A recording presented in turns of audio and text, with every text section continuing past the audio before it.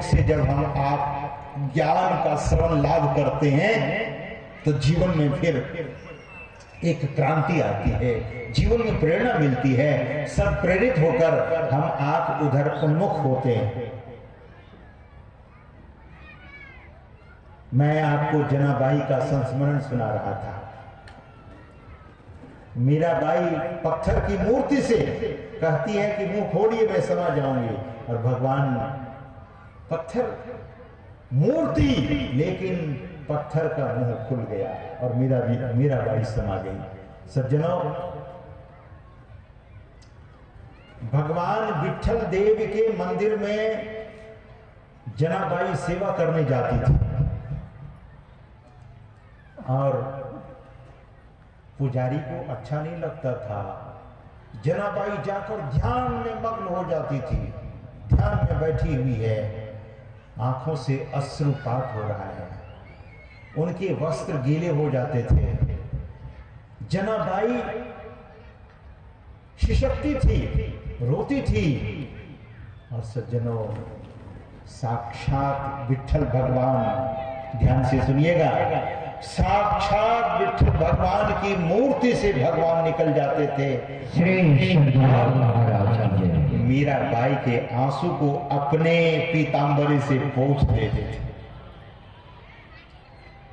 मैं तो कहा करता हूं, दुनिया के लोग रोते हैं परिवार के लिए, दुनिया के लोग रोते हैं अपने पत्नी के लिए, पति के लिए, पुत्र के लिए, पुत्री के लिए, नाती के लिए, पोते के लिए।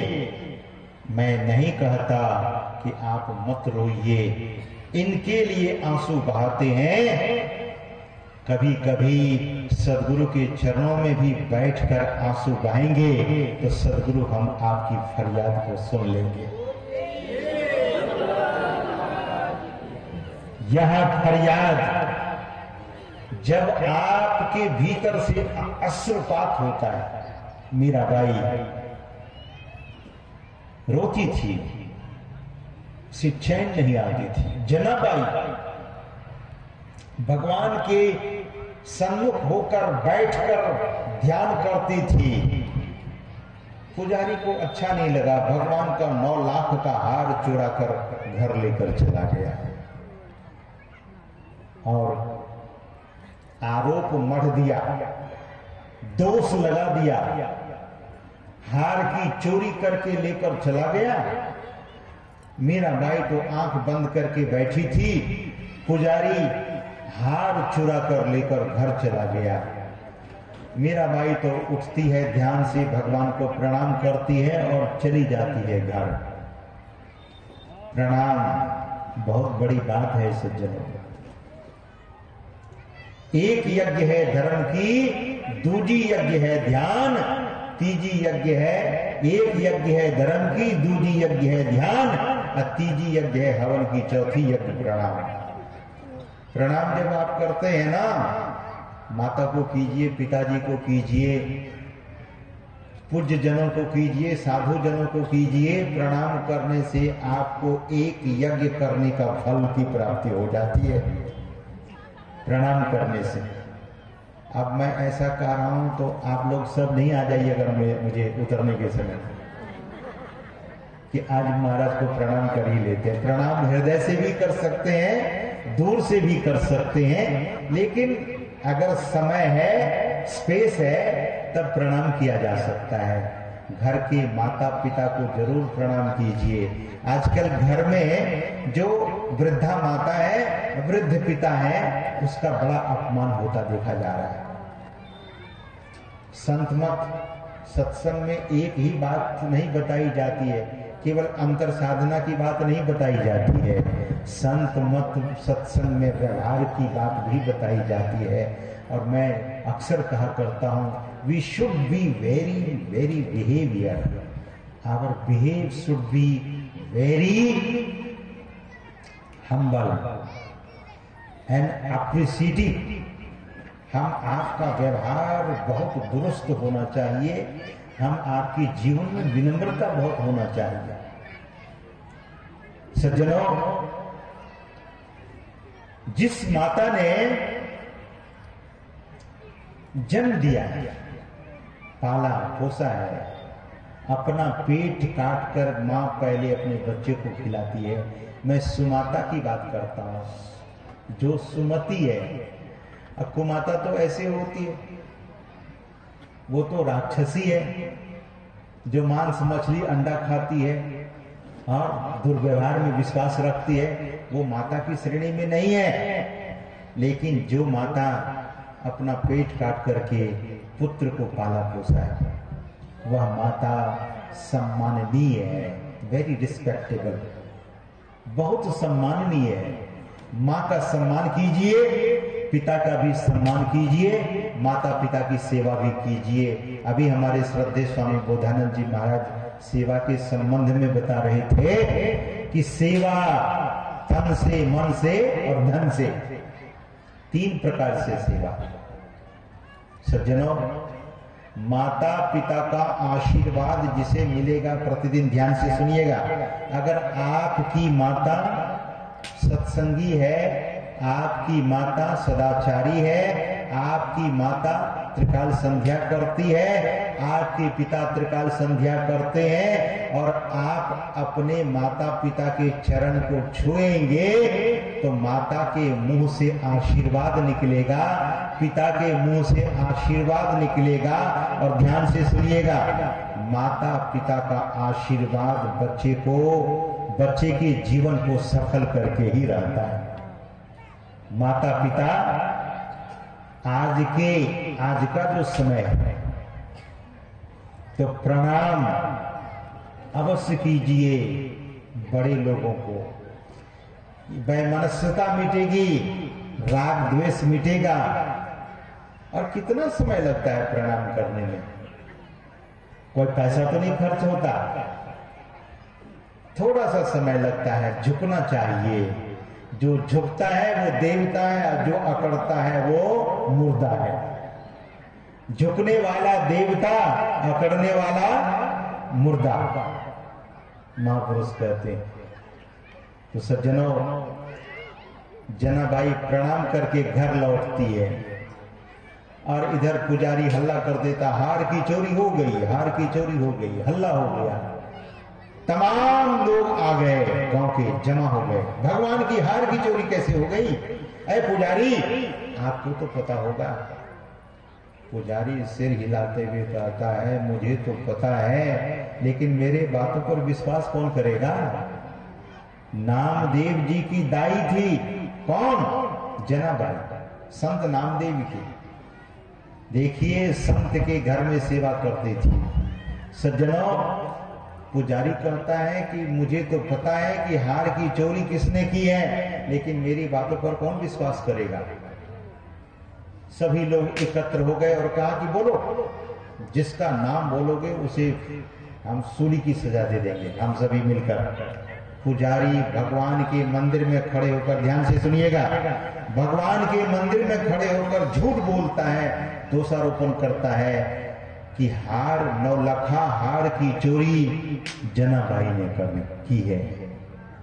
अब सब लोगों ने कहा कि ये तो ढोंग करती थी, बैठती थी मंदिर में, लेकिन 9 लाख की हार चुरा कर ले गई। सबों ने निर्णय लिया, प्रधान ने फैसला दिया। गांव के प्रधान ने कहा, ऐसे पाखंडी भक्त को सूली की सजा दे दिया जाए। सज्जनों, महाराष्ट्र में चंद्रभागा नदी है, नदी का नाम है चंद्रभागा। चंद्रभागा पर समाज के लोगों से जब बहुत बड़ी गलती होती थी तो सूली पर चढ़ा दिया जाता था।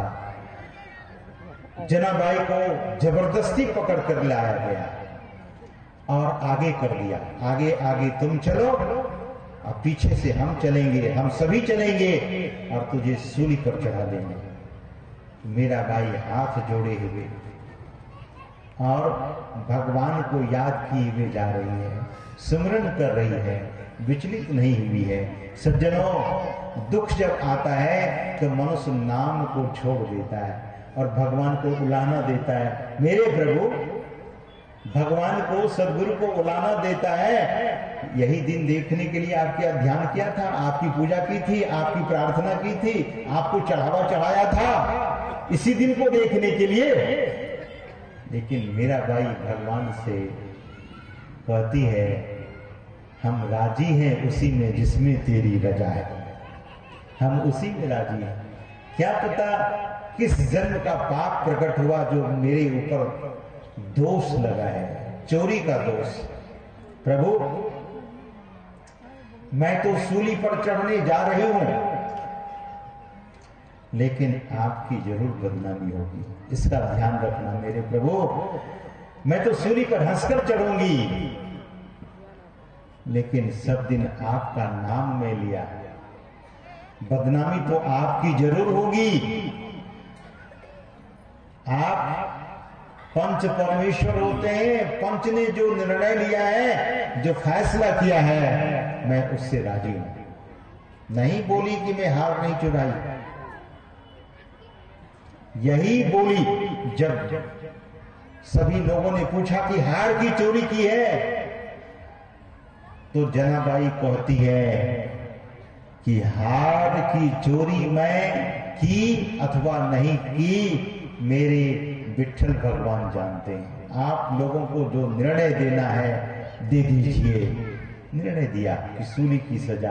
अब आगे आगे जनाबाई जा रही है, पीछे से सारे लोग जा रहे हैं। चंद्रभागा नदी के तट पर, कोई नहीं, बैठिए ना, बैठिए ना, कोई नहीं।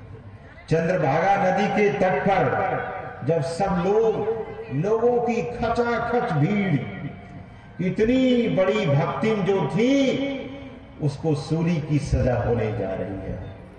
बिना बुलाए लोग आए थे। ऐसे आप बुलाएंगे ना, ऐसे आप बुलाइए सत्संग करने के लिए, तो लोग सोचेंगे 10 बार 20 बार कि जाएं कि नहीं जाएं। लेकिन फलाने को सजा हो रही है, उसे देखने के लिए बिना निमंत्रण की भीड़ इतनी हो गई। नर्मदा का चंद्रभागा का तट लोगों की भीड़ से भर गया। सूली का खंभा होता था, अभी भी विदेशों में सूली की सजा होती है। कुछ ऐसे मुल्क हैं, सूली का खंभा जिसका नोक बिल्कुल सुई की तरह, इतनी पतली नोक, उस पर आदमी को नग्न करके बिठा दिया जाता था और जैसे बैठता था, सरसराते हुए मस्तक को सूली फाड़ देता था। इतनी बड़ी सजा।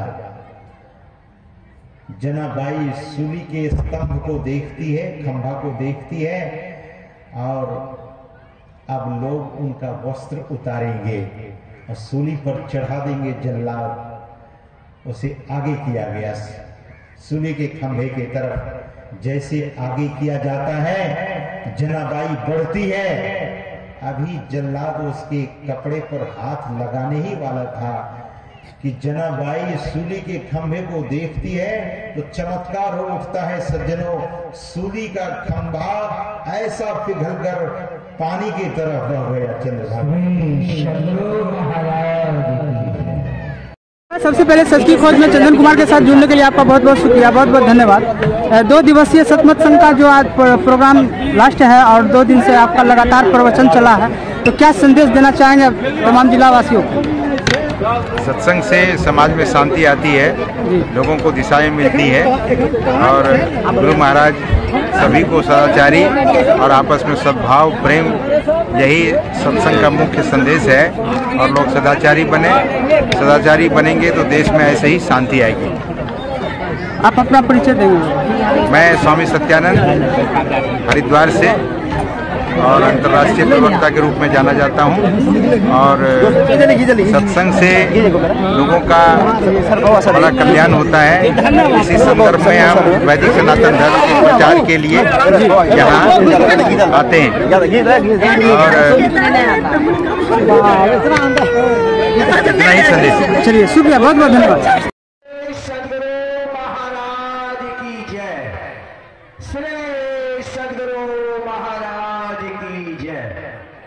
श्री सद्गुरु महाराज की जय।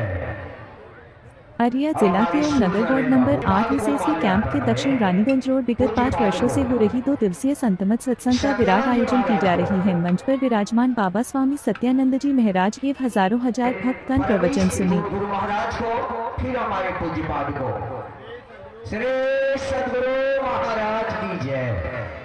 श्री सद्गुरु महाराज की जय। इसके पश्चात हमारे राजू गुप्ता जी, आदरणीय गणेश गुप्ता जी, श्री सद्गुरु महाराज की जय। गणेश बाबू, गणेश गुप्ता जी आप भी पूज्यपाद को ही माल्यार्पण करें। श्री सद्गुरु महाराज की जय। अंत में हमारे महाराज जय। श्री सद्गुरु महाराज की जय। श्री सद्गुरु महाराज की जय। श्री सद्गुरु महाराज की जय। अब हमारे बिपिन बाबू आप पूज्यपाद को माल्यार्पण करें। श्री सद्गुरु महाराज की जय। श्री सद्गुरु महाराज की जय। हमारे गयानंद बाबू आप स्वामी सदानंद बाबा जो जिला मंत्री हैं माल्यार्पण करें, विलंब ना करें। बाबा लोगों से मेरा विनम्र निवेदन है कि आप इंगित कर रहे हैं कहाँ है हमारे सदानंद बाबा, थोड़ी सी मदद करेंगे आप माल्यार्पण में। श्री सद्गुरु महाराज की जय। इसके पश्चात हमारे वीरेंद्र बाबू आप स्वामी प्रदीप बाबा को माल्यार्पण करें। शामिल आप बढ़िए। श्री सद्गुरु महाराज की जय। श्री सद्गुरु महाराज की जय। श्री सद्गुरु महाराज की जय। सर्वानंद बाबू, आदरणीय सर्वानंद बाबू आप आवे। आप स्वामी राजेंद्र बाबा श्री सद्गुरु महाराज की जय। श्री सद्गुरु महाराज की जय। मुकेश बाबू आप शुद्धानंद बाबा ठीक राजेंद्र बाबा के बगल में। श्री सद्गुरु महाराज की जय। श्री सद्गुरु महाराज की जय। अरविंद बाबू आप स्वामी सीताराम बाबा को माल्यार्पण करें। सीताराम बाबा श्री सद्गुरु महाराज की जय। नागेश्वर बाबू आदरणीय श्री सद्गुरु महाराज की जय। श्री सद्गुरु महाराज की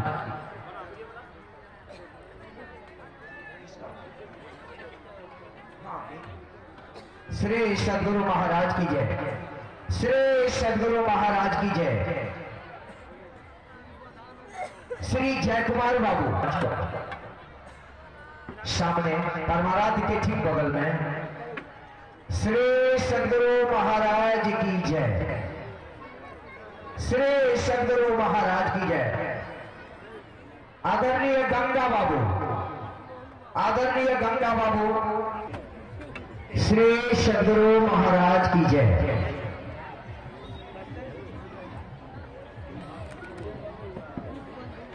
श्री सद्गुरु महाराज की जय। आप विश्व बंधु बाबा को माल्यार्पण करें। श्री सद्गुरु महाराज की जय।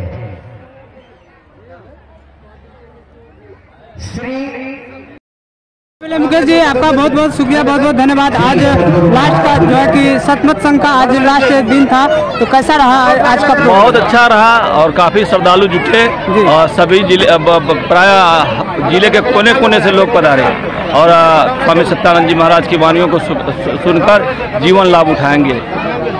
तमाम भक्तों को क्या संदेश देना चाहेंगे अपनी ओर? कि अगले साल फिर इसी तरह का कार्यक्रम आयोजन होगा। सभी भक्तों से निवेदन है कि पुनः अगले बार आकर हमारे इस कार्यक्रम को फिर संतमत कार्यक्रम को सफल बनाएं। तो क्या बाबा अगले बार भी यही बाबा रहेंगे या दूसरे बाबा? यही रहेंगे जी।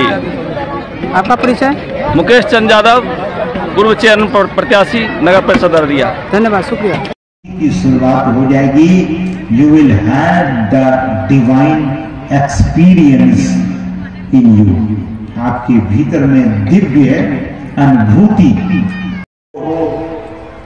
धर्म के प्रति आस्था रखते हैं, जिनको ईश्वर में आस्था है, और ध्यान दीजिए, जिस व्यक्ति के भीतर में धर्म की आस्था है, धर्म की रक्षा, धर्म की रक्षा का क्या मतलब?